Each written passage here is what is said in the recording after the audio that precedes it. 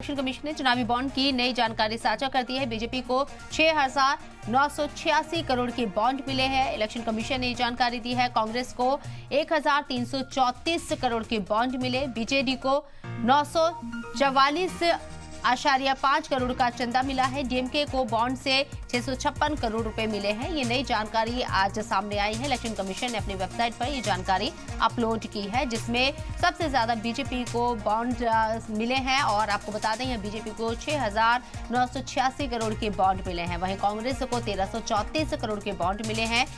BJD को 944.5 करोड़ का चंदा मिला है। डीएमके को बॉन्ड से 656 करोड़ रुपए मिले हैं।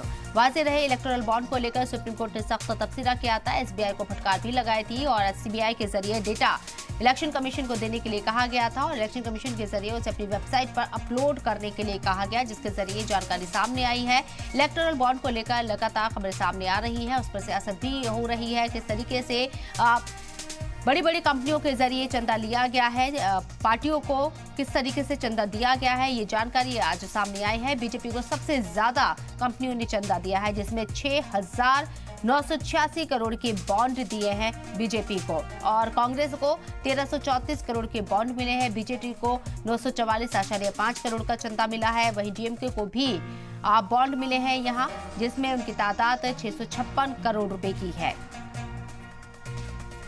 इलेक्टोरल बॉन्ड को लेकर लगातार ये सवाल किए जा रहे थे कि किस तरीके से यहाँ टेबल के नीचे से पैसा लिया जा रहा है और ट्रांसपेरेंसी नहीं है। वहीं अब